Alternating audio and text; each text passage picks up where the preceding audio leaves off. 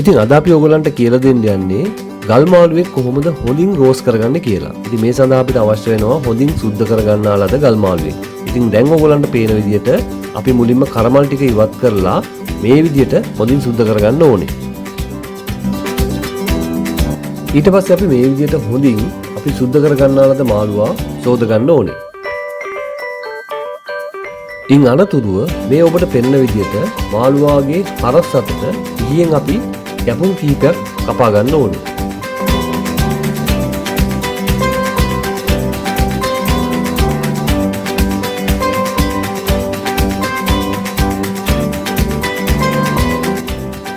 මේ විදිහට හොඳින් අනවශ්‍ය දේවල් ඉවත් කරගත්තයින් පස්සේ අපිට පුළුවන් මේ මාළුවාව සීසන් කරගන්න අවශ්‍ය අමුද්‍රව්‍ය ලෑස්ති කරගන්න. ඉතින් මේ සඳහා අපිට අවශ්‍ය වෙනවා රම්පේ, කරපිංචා, ගම්බිරිස් කුඩු, මිරිස් කුඩු, ලුණු කුඩු, දෙහි වගේ දේවල් එකතු කරගන්න.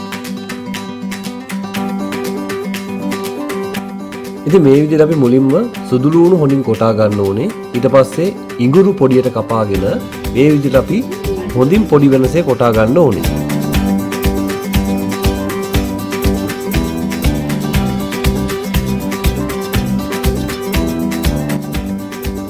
ඊට පස්සේ කරපිංචා, රම්පේ හොඳින් කොටාගෙන මේ විදිහට සකසා ගන්න ඕනේ.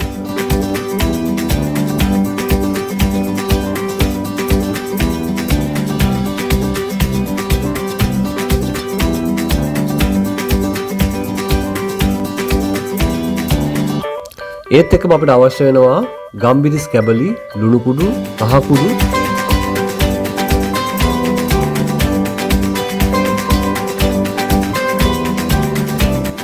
මුලින්ම අපි මේ විදිහට පොඩින් කපා සෝදා ගන්නා ලද මාළුවාට පොඩියට කපා ගන්නා ලද සුදු ලුණු ඒ වගේම ඉඟුරු හොඳින් මාළුවාගේ ඇතුළතට මේ විදිහට අපි අත ගා ගන්න ඕනේ.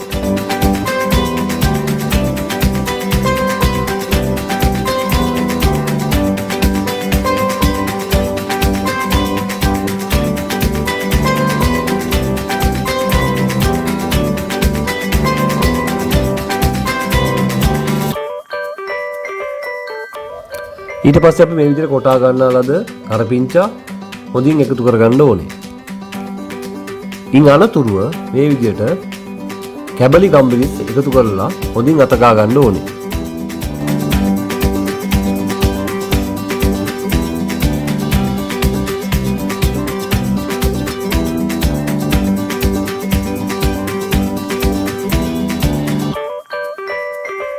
අවසානයේ මේ විදිහට අපි පොඩියට කපා ගන්නා ලද රම්පේ කොළ එකතු කරලා මාළුවාගේ ඇතුළතට මේ විදිහට බා ගන්න ඕනේ. දැන් අපි කපා ගන්නා ලද දී හොඳින් මාළුවාගේ හැමතැනටම විස ගන්න ඕනේ.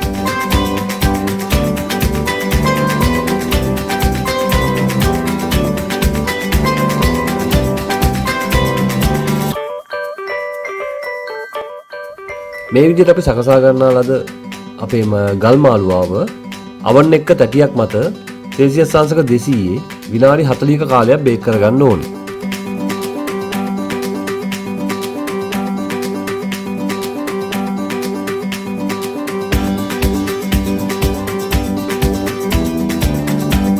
ඉතින් විනාඩි 20කට පස්සේ අපිට පුළුවන් මේ විදිහට පැත්ත හරවලා ටර්න් එකක් දාගන්න.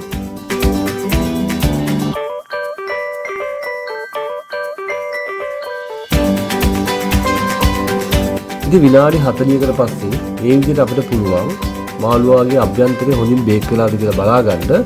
ඔබට අවශ්‍ය නම් තව විනාඩි 10ක කාලයක් තබා ගන්න පුළුවන්. ඉතින් මේ තියෙන්නේ හොඳින් අපි රෝස් කර ගන්නා ලද ගල් මාළුවෙක්. ඉතින් තවත් මේ වගේ ලස්සන වීඩියෝ එකක් අරගෙන නැවත ඔයාලා හම්බෙන්න වෙනවා ට්වින් ජෙට් තුලින්. එතෙක් ඔබ සැමට සුබ දවසක්.